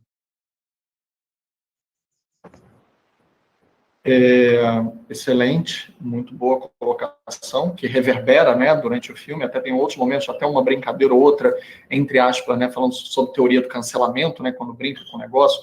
Uma rima pode, às vezes, destruir uma carreira, né? Isso é uma questão, uma palavra, uma coisa, né? Mas hoje em dia, com uma preocupação muito grande, devemos, de fato, ter com a repercussão que as palavras têm. Eu vou passar para o Renato justamente por causa disso, nessas várias significações da palavra, logo a palavra, com letra maiúscula, a palavra lá de cima, que é a religião na nossa vida, né? Se eu falei sobre a liturgias e eu passei todas as palavras para voltar como se fosse um clímax em relação à pureza, uma coisa que eu falei no Festival do Rio para ti, eu vou repetir. Ainda mais num momento delicado que nós andamos passando, em que nós temos, né, polarizações político-partidárias, disputas ideológicas em relação a certos olhares mais democráticos, identitários, e outros mais conservadores. A religião, em geral, mas especificamente a evangélica, anda cumprindo um papel às vezes mais para a vertente do conservadorismo e garantindo até algumas eleições, alguns candidatos, como a gente vê no Rio de Janeiro, por exemplo, e outros estados que têm candidatos assumidamente pastores. Eu acho interessante, e eu coloquei isso no festival, eu repito aqui agora, o quanto seu filme conseguiu dar camadas sem julgar, sem ser condescendente e sem condenar os vários lados que a religião tem, mas que sim, algumas vezes ela é uma das únicas formas de organização coletiva e social dentro de algumas regiões mais periféricas, que talvez não tenham total alcance do poder público, como a gente vê na organização contra o trabalho escravizador em regiões como, por exemplo, do Pará. Eu trago essa pergunta, como foi trabalhar com isso, com a realidade, com a pesquisa, e trazer esse equilíbrio tão delicado para o filme que, acredito eu, a meu ver, seja tão bem sucedido, ainda mais com um tema tão espinhoso. Como foi trabalhar? É uma ótima pergunta, até porque o mundo vive uma confusão de religião e fundamentalismos, né? Estão muito presentes. Você falou do evangelho aqui, dos evangélicos, existe a questão do Islã na França, né? E como a gente não pode passar uma régua carimbando evangélico de atrasado e muçulmano de terrorista, né? Porque existe de A a Z, e em tudo tem de A a Z, no cinema tem de A a Z, no jornalismo tem de A a Z, na medicina tem de A a Z, nos evangélicos tem de A a Z, e no Islã também. Então, acho que isso é uma questão humana, de qualificação de processos ou desqualificação de processos. Quando a gente fala do evangélico aqui no Brasil, e existe uma crítica muito forte, que a gente não pode só generalizar, que existe uma grande manipulação de eleitoral mesmo, né? Ou de sentimentos, ame aquilo, odeia aquele cara, serve para aquele... Enfim, existe uma grande manipulação, e isso é uma questão global, e no Brasil a gente sabe como isso é forte. Muitos veículos têm importância capital nessa questão, né? E, no caso do Pureza, não é o caso de uma evangélica manipulada. Pelo contrário, a Pureza ela atende aos seus sentimentos. Quando ela fala que conversa com Deus, ela é capaz de ouvir os seus sentimentos, né? Então, ela obedece a impulsos que, no fundo, são dos seus sentimentos. E também eu descobri uma coisa com a Pureza, no convívio com ela, porque estabeleceu-se aí uma amizade, uma amizade de muito respeito e de muitas consultas, né? Pesquisa mesmo, né? E ela também muito curiosa, muito interessada que o filme saísse. Então, a gente se falou muito nesses 12 anos, por telefone. E eu fui percebendo que a Pureza ela tem uma inteligência que não é a inteligência da academia, não é a inteligência dos livros, mas eu entendi que é uma inteligência da vida. Interessante que... Falei, poxa, essa inteligência dessa mulher é algo assim, muito cristal, eu até já usei essa palavra hoje. É uma coisa muito cristalina, muito faiscante, muito solar. E eu fui percebendo que a inteligência é um atributo da vida. Curiosamente, eu fiz uma série, logo nesse processo de fazer o Pureza e o Servidão, eu fiz uma série que chama-se Consciência ao Cubo, mais recentemente, e eu tive a oportunidade de entrevistar o Antônio Damasio, que é um grande neurocientista, e ele escreveu um livro importantíssimo, chama O Erro de Descartes, onde, simplificando muito, não é o penso, logo existo, é o sinto, logo existo. O Damasio ele coloca o sentimento como a coisa mais importante da vida e como sendo um atributo da vida. Ele é tão sagaz, o Damasio, que ele foi pesquisar a origem da vida, ele foi pesquisar as bactérias, e ele pesquisou a sociologia das bactérias. Com as ferramentas de hoje é possível, né? Você observar. E ele descobriu uma sociologia, e ele descobriu que os sentimentos estão lá, na sociabilidade, no prazer que cada uma tem quando não existe nenhum conflito, nenhum problema, e de como elas se juntam numa barreira, criando uma barreira química, quando, de alguma maneira, elas estariam sendo ameaçadas. Então, o Damasio ele escreve um livro que chama A Estranha Ordem das Coisas, é o livro mais recente dele, a origem biológica dos sentimentos e da cultura. Então, ele coloca toda a nossa produção cultural, inclusive, como um atributo da vida, não uma coisa dos sapiens, do antropocentrismo, que é uma doença. O antropocentrismo, nenhuma teoria científica, seja da ciência ocidental, seja da ciência dos povos tradicionais, sustenta que o sapiens é centro do universo, né? E sim faz parte de um pico de complexidade, inclusive. Nós fazemos parte, a nossa espécie é o pico de complexidade, mas fazendo parte de um todo.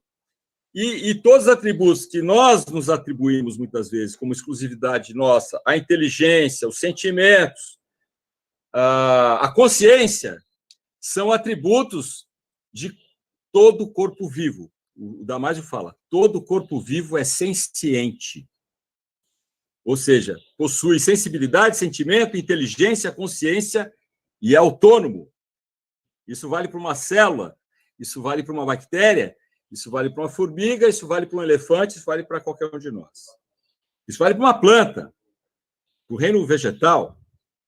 Ora, tem consciência o reino vegetal? Isso, na nossa formação, nós tivemos uma formação antropocêntrica. A nossa sociedade é toda antropocêntrica. O Estado, a religião, a escola, as corporations, tudo é muito antropocêntrico. A ciência.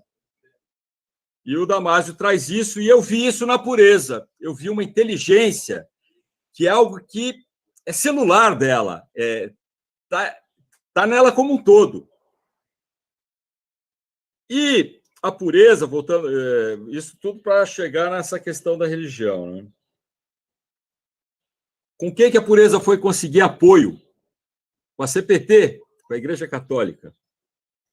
Num campo das disputas de mercado humano, existe uma disputa entre as religiões, né? Os evangélicos são, um amigo meu dizia, os latifúndios de alma. São latifundiários de almas. Mas a pureza passou ao largo disso, ela não entrou nesse jogo de poder. Isso é um jogo de poder, isso não tem nada a ver com Deus, com religião, isso é um jogo de poder. A pureza, ela queria encontrar o filho dela, vivo ou morto. Ela me dizia, vivo ou morto, porque se estiver morto, eu vou dar um enterro digno a ele. O corpo não vai ficar para os urubus, vai virar carniça. Então, ela tinha que encontrar o Abel.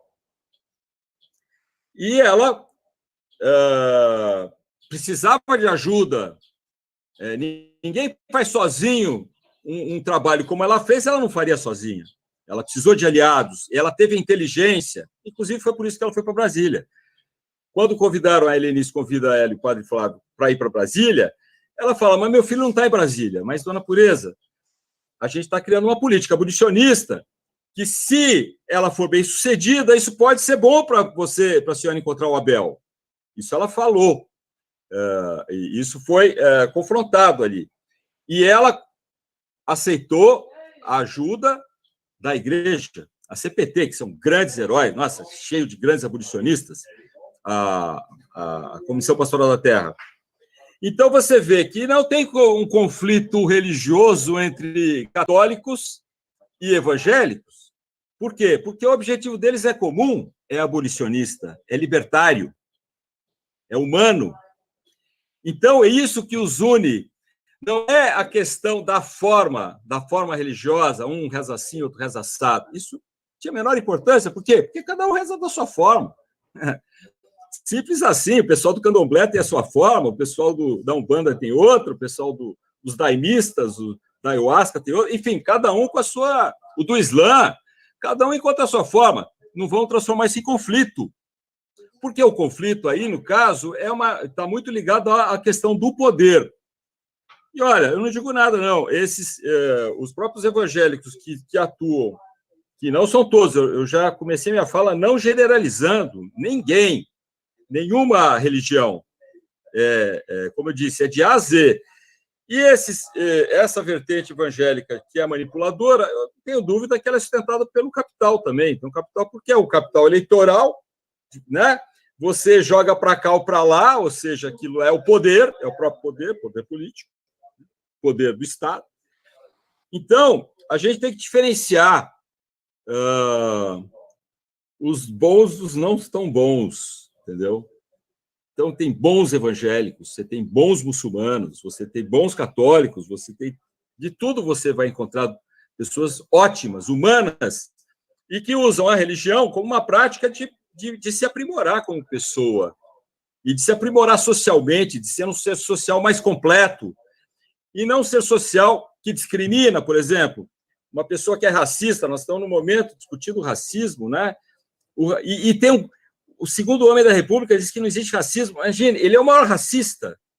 Uma pessoa que diz que não tem racismo no Brasil, ele está tão cego para o racismo, que é tão evidente, tão descarado e tão violento, que ele mesmo acaba se tornando o maior racista.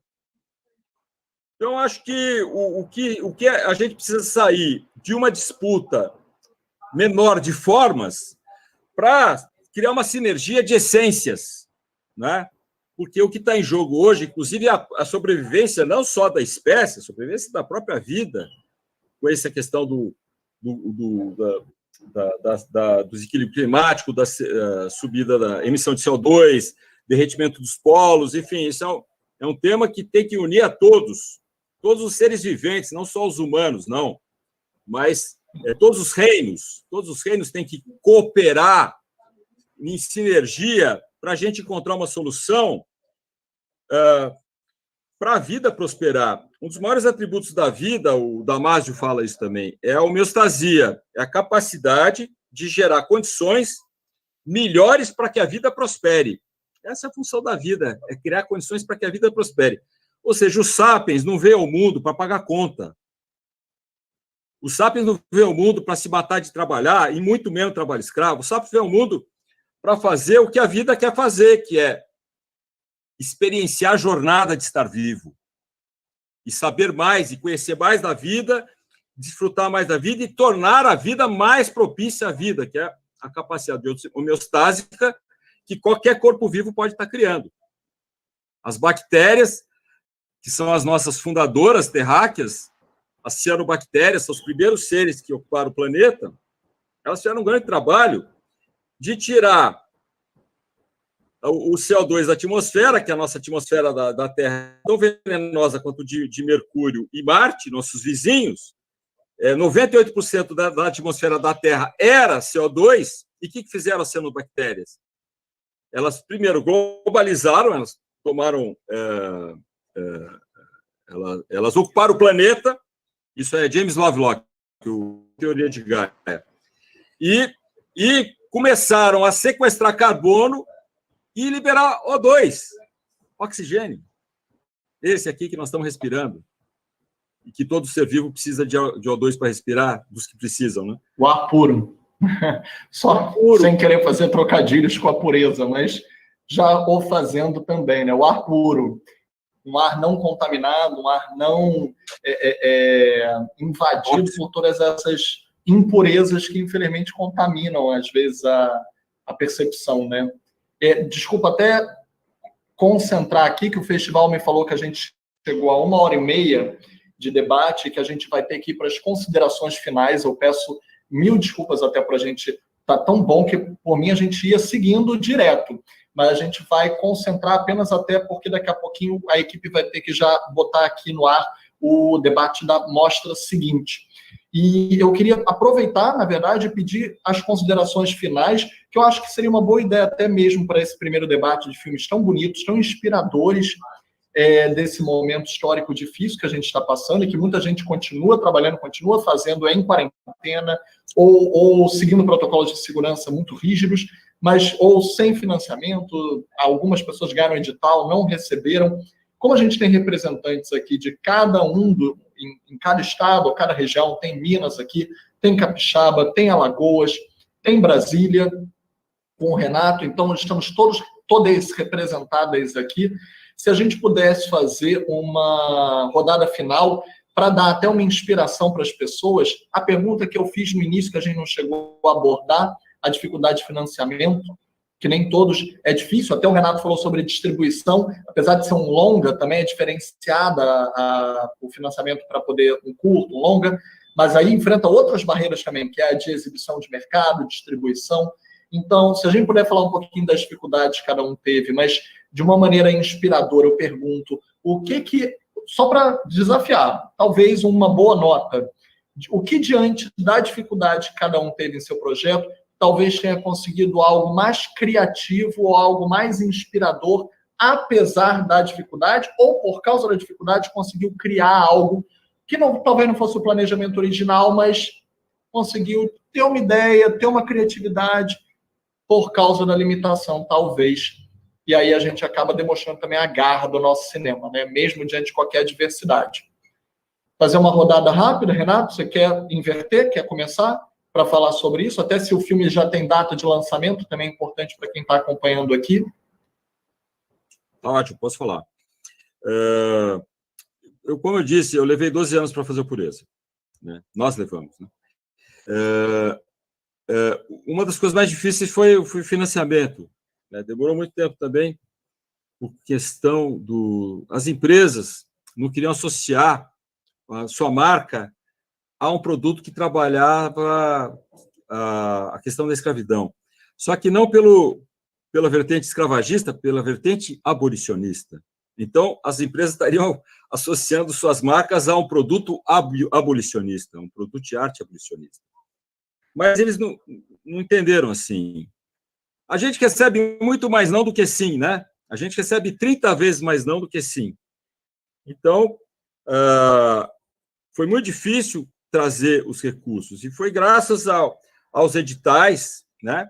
Ao FAC do DF, que é um edital fabuloso, né? Que tem ajudado muito o cinema do Distrito Federal. Os editais do Fundo Setorial, Pancini, que a gente lamenta muito esse desmonte de algo que foi construído com tanto esforço por todo mundo, por sociedade civil e Estado, que nem a política pública abolicionista, a política pública do cinema, sociedade civil maravilhosa, todo mundo se organizando nacionalmente, regionalmente, macro-regionalmente, estadualmente, às vezes no município, né? Editais locais do município. Uma costura transversal, envolvendo recursos federais, recursos estaduais e municipais, criando parcerias. É um negócio tão bonito, uma tessitura, um tecido social, de fato, uma tessitura social em torno do cinema, com uma política de inclusão, né, de gênero, de etnográfico também, de cineastas pretos e cineastas indígenas. Isso mais recentemente, a política vinha evoluindo para um processo mais inclusivo, seja uma política belíssima, que sempre precisa de ajustes. A política pública ela é viva. Não existe política, né, nenhuma política pública que ela chegue como um tijolo. Ela vai se fazendo no processo. E isso que nós estamos fazendo, todos nós, a academia envolvida, os jornalistas envolvidos, a mídia, enfim, uma grande construção de nação. Né? Eu costumo dizer que o Brasil é um país riquíssimo e uma nação miserável. Né? Então, era uma construção, nós estávamos num processo de construção de uma nação, como estamos, aliás. Só que aí veio a extrema-direita e começou a desmontar, porque tudo que faz pensar e sentir não é bom para eles, porque eles trabalham na chave da manipulação. E quando você sente, você é autônomo, que a própria vida é assim, né? Vale até para células, que não valeria para nós. Né? Somos seres tão complexos. Então, a gente vê esse desmonte. Mesmo vivendo a política pública no seu auge, né? Porque nós vivemos esse auge até recentemente, há 3 anos atrás, mesmo assim não foi fácil, porque não é fácil fazer cinema. E eu acredito que não é fácil em nenhum lugar do mundo, hein? Não acho que seja fácil fazer nos Estados Unidos, não acho que seja fácil fazer em lugar nenhum. Tudo é uma grande dedicação, que a gente sabe muito bem o tamanho dela. Sejam curtas, sejam longas, sejam média. E tem data de lançamento? Conseguiu uma então, janela? Eu tinha uma data de lançamento, nós tínhamos uma data de lançamento que era o primeiro semestre de 2020, aí veio a pandemia. Agora, a gente não sabe, porque essa pandemia está vindo, talvez, uma segunda onda, parece que está crescendo, tudo leva a crer que está crescendo. Então, hoje, esse ano ficou impossível dizer, eu não arriscaria dizer que é data de 2021. Tomara que no primeiro semestre de 2021. A gente gostaria muito que o filme, porque ele está aquecido, ele está participando dos festivais, as pessoas estão assistindo e querem ver. É um momento bom de lançar o filme. Mas as salas de cinema hoje estão terríveis. Agora, o que eu aprendi nesse processo? Só para... Posso concluir? Não, sim, é só porque eu vi que o Paulo ele acrescentou uma perguntinha que eu acho que é bem rápida, que talvez seja concernente com o que você ia dizer. Ele perguntou, Pureza chegou a tomar um tiro mesmo ou aquela sequência toda é ficcional? Olha, o filme é livremente inspirado em fatos reais. Né? Os primeiros tratamentos, ele era quase que uma adaptação, né? Não é inspirado, como é que é o bordão? Filme não é bem inspirado em fatos reais, é uma coisa mais real ainda. Eu botei livremente baseado em fatos reais. Filme baseado em fatos reais. No começo, os primeiros 3 tratamentos de roteiro era filme baseado em fatos reais. Não é que deixou de ser, porque toda a minha pesquisa é em torno do trabalho escravo contemporâneo e a tradição escravagista brasileira, da mentalidade escravagista, secular mentalidade escravagista brasileira. Mas, desculpa, eu me perdi. Se ela chegou a levar o tiro ou não.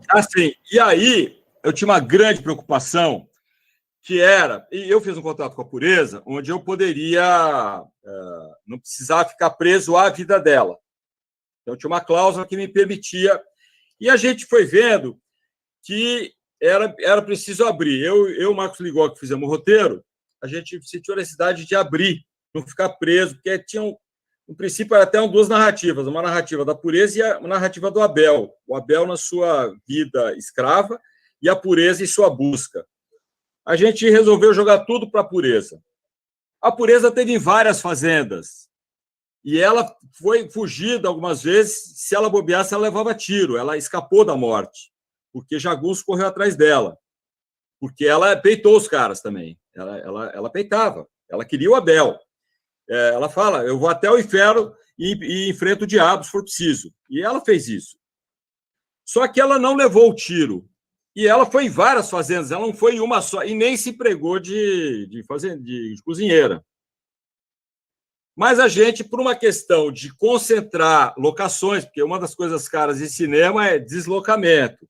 Pega o circo, viaja 100 quilômetros com ele. Isso é uma fortuna. Uma fortuna. A gente não podia ficar... E também gera uma certa dispersão dramática. É legal a concentração dramática, você funde personagens, você não vai fazer todos os personagens que a realidade muitas vezes oferece. E aí a gente foi fundindo. E quando eu fui assistir ela pela primeira vez lá no Rio, 5 de dezembro de 2019, a gente levou ela de Bacabal para o Rio e ela sentou do meu lado.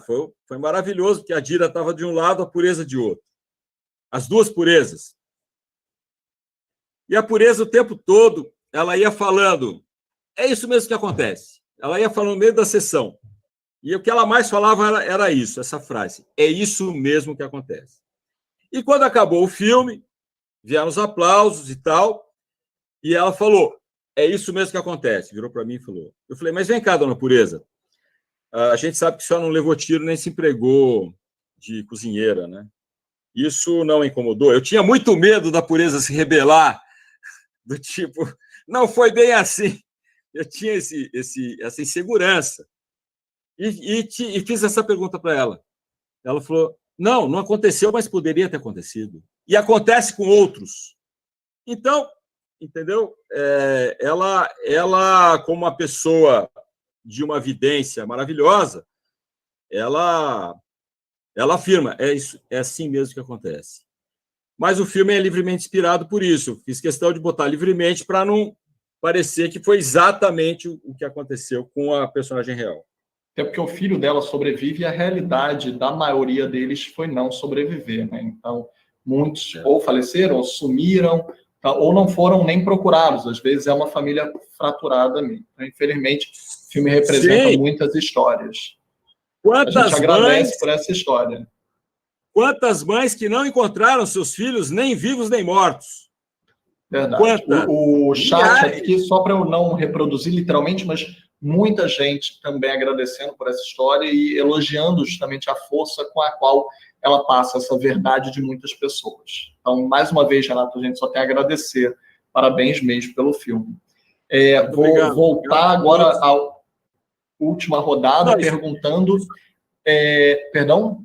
Não ouvi, perdão? Não, só queria, já como é minha palavra final, eu queria agradecer a oportunidade de estar aqui com o Ulisses, com o Marco Antônio e com o João, e com você, Filipe, que tem sido um cara fantástico, eu tenho acompanhado sua carreira.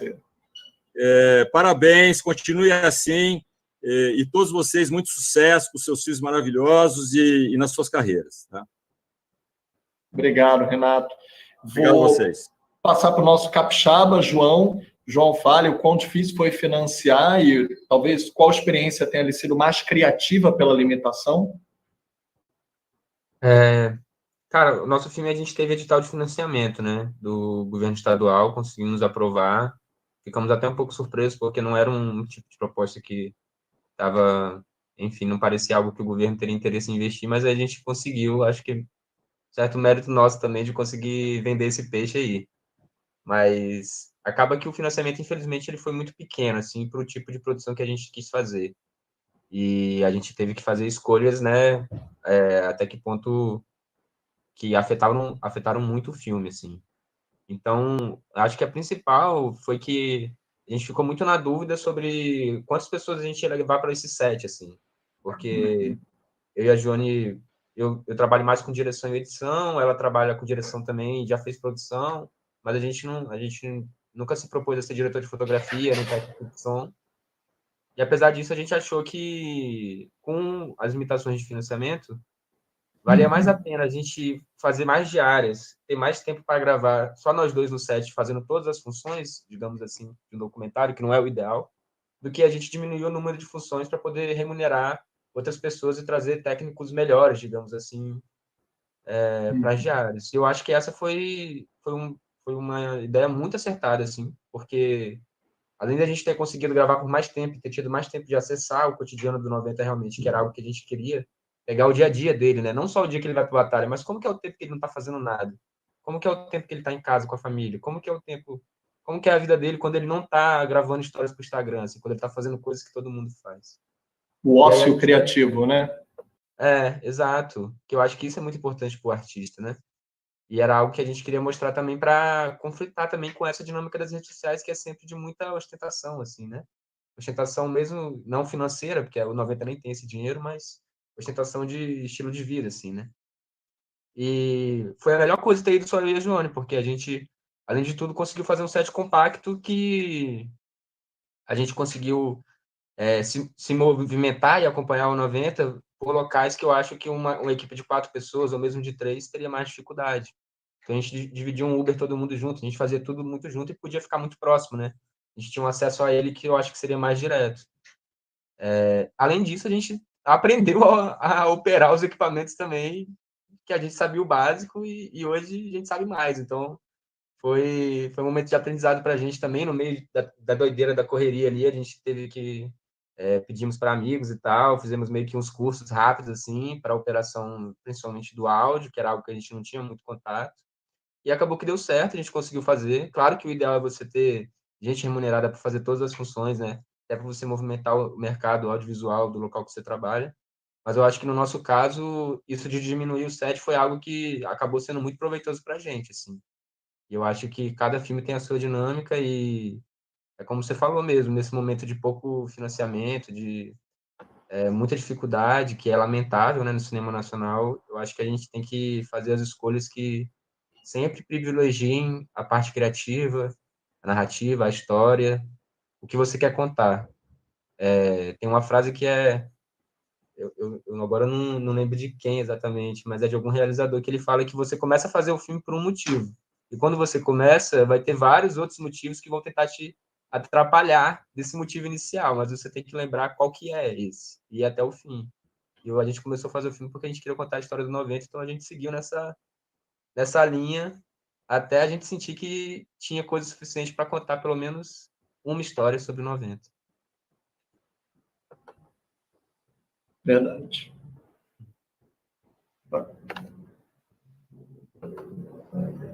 Peraí, faltou o áudio. Ah, não, eu tô com o áudio liberado. Eu achei que eu tava com o áudio fechado. Obrigado mais uma vez, João, também parabéns pelo filme, parabéns pelo resultado. Vou aproveitar, já que a gente falou de som, passar para o Ulisses também, que tem uma equipe enxuta, mas muito eficiente. A gente falou tanto da Lilis, mas também o som do David Jainan é muito preciso. É uma edição de som muito necessária, até que se a gente fala de uma montagem videoclíptica, o som também faz parte, né, desse repente pelos cortes. Então, como é que foi, Ulisses? A limitação de orçamento, mas também essa aplicação de criatividade. A limitação de orçamento foi... Enfim, fez muita falta, né? Porque, de fato, como eu te falei, várias cenas foram suprimidas. A bicicleta do Fabrício, após a pedrada, completamente destruída, então a gente não conseguiu gravar isso. Tinham várias referências que acabaram não entrando no filme. Mas, como eu falei antes, assim, eu acho que tem muitas potências e jogos acabaram surgindo a partir daí. Eu acho que o maior aprendizado que eu trago desse processo é justamente... Eu acho que ele é menos técnico e artístico, mas mais humano, mesmo, de mobilização. O trabalho de mobilização com os estudantes, com a população, e até mesmo pós-filme, onde eu não tinha visto, sabe? A gente fez uma rede imensa de trabalho, e talvez o maior aprendizado foi também um modo de produção colaborativo, né? Muito colaborativo. Ganhou comida de um supermercado, não sei quem de outro, não sei quem deu um bolo, alguém botou um equipamento, então, de algum modo, acho que expandiu muito meu olhar sobre produzir e, enfim, talvez é super instigante agora produzir, pensando numa produção mais horizontal, mais colaborativa, uma produção onde a gente diga trazer cada pessoa pela sua força e pelo que ela tem a oferecer. Então, foi isso.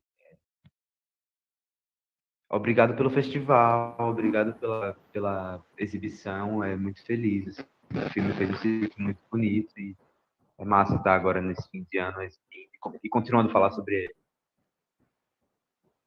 A gente é que agradece, já que falou da produção, também um beijo para Tamires, elogiando a produção da Tamires Vieira, que, por falar em produção, né, algo mais cooperativo, algo mais uma coligação. Tamires está de parabéns por todas as produções dela também, que sempre tem uma resistência muito grande para além das limitações.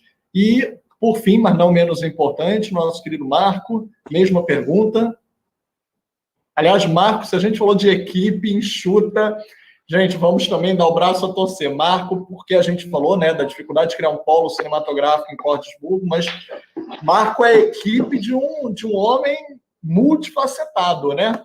Direção, roteiro, montagem, som, efeitos especiais. Marco é pau para toda obra. Ô, Felipe, produzir filme no interior de Minas Gerais é ridículo, cara.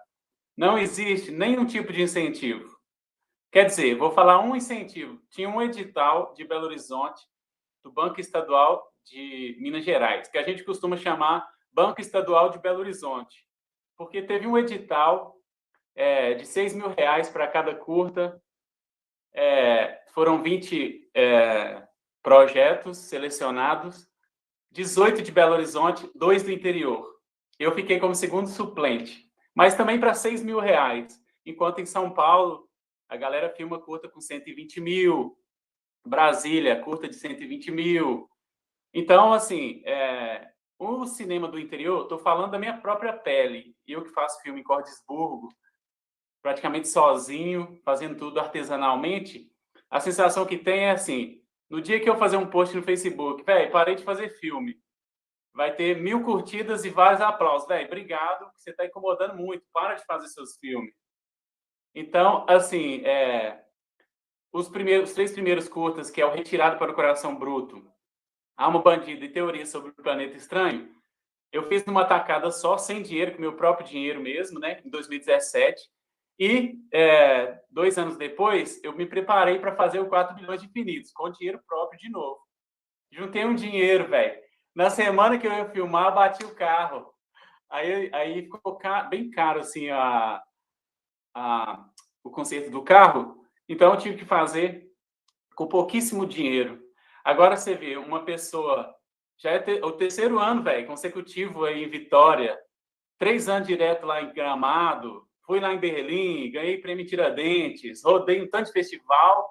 E você vê que a sensação é sempre assim, cara, não é para você estar aqui, sabe? Ninguém...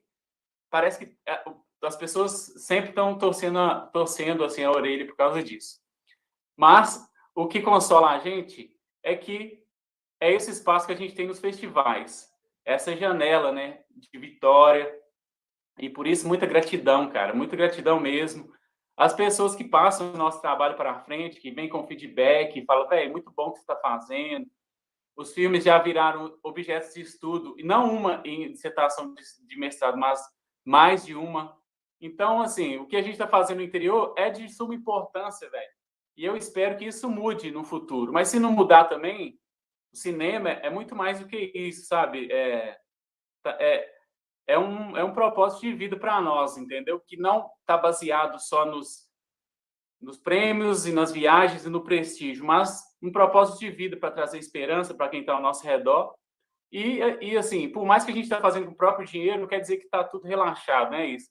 A gente luta para caramba para fazer o melhor, pagando os atores, por mais que seja pouco. E a gente está realizando, velho. E no futuro alguém vai olhar para trás e falar, velho, esse cara que fez todos os filmes dele sem um pingo de incentivo do Estado. É muito triste isso, né? Mas eu acredito que agora eu estou passando para o último curta, não sei se eu vou fazer sem edital, estou passando para o primeiro longa, cara, que como atrasou o fundo setorial, já era para eu ter feito. Vou fazer o primeiro longa com incentivo privado. E também não vou começar a conversa e nem discurso neoliberalista aqui, não é isso. Mas, assim, quando a gente ama uma coisa e quer fazer isso, velho, a gente tem que se virar, porque essa é a história do brasileiro, né? Você tem que se virar para fazer aquilo que você quer. Então, velho, a minha mensagem é obrigado, Festival de Vitória, por essa oportunidade. Obrigado, Filipe, porque eu sei também que você é um cara que incentiva muito. Eu sou testemunha viva de que você já me ajudou muito, velho, nos meus filmes. E um abraço a todos que estavam aí, o João, o Ulisses, o Renato, a todo mundo do festival que está fazendo o festival acontecer. Um beijo para todo mundo. Gente, não poderiam ter palavras mais belas para a gente finalizar. Eu acho que todos nos sentimos representados. Então, só temos a agradecer mais uma vez, em nome do festival, mais uma vez, o Festival de Vitória resiste, online, mesmo em quarentena. Eu acho que se uma coisa bonita que o cinema demonstrou foi salvar muito a cabeça, o psicológico, o emocional e o espírito das pessoas e alcançá-las. Nunca houve tanta democratização de acesso quanto com a quarentena, mas que haja também de produção, democratização de acesso à produção, que é como o Marco falou muito bem, todos merecem e devem ter o direito de fazer e representar tão bem essas narrativas. E ver a evolução de vocês, como eu só fico orgulhoso de poder acompanhar, como uma testemunha ali ocular, às vezes ativa, como o Marco falou, quando eu posso, e é muito bonito ver o trabalho de vocês. E reitero também para o Marco, vocês estão fazendo um trabalho incrível, inestimável, não tem valor para se dizer o quanto vocês agregam à cultura. Obrigado de novo, gente. Obrigado, Festival de Vitória. Vamos encerrar a live. E amanhã tem mais. Hoje tem mais, às 15 horas e amanhã às 11. Valeu, abraço.